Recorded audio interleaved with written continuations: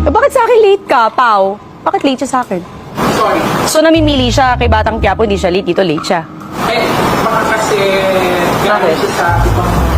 Pinaalala niyo pa kasi, o yan, napikon tuloy ako. Ilang oras ako naghintay? almost 1 hour. Saan ka galing? Sa bahay po. Bahay lang, na-late ka pa?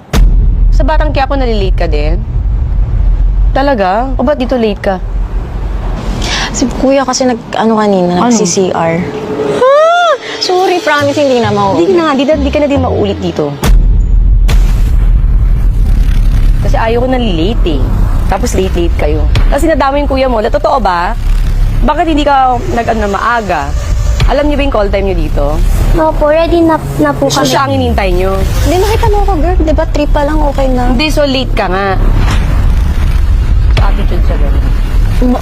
Dito lang. Eh, ba't dito attitude ka sa akin? Bakit ka na late? Pinaghintay mo. Alam mo, walang nagpapahintay sa akin dito. Tapos ikaw late ka? Sorry. Kasi ito lang ang damo sa akin, crab lang. Sabi nila madaming food, di ba? Naku, ano ba ang vlog to? Kakaloka, ano, puchi-puchi. Ano ba to, Pao? Sorry. Akala rin talaga namin kung pa. Kaya nga, ba't ganito lang? Tapos late pa siya. Ayokong tungo na ito palabas, ha? Nairita ako. Opo. Diba? Kahit di mo promote yung rewind, huwag na lang.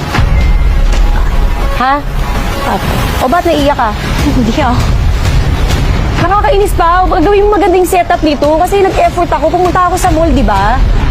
Ang dami kong kailangan asikasuhin. Kasi naman, paulan na. Jeff, cut mo na. Huwag niyo ilabas to, ha? Hindi ako natutuwa sa inyo. Ano to?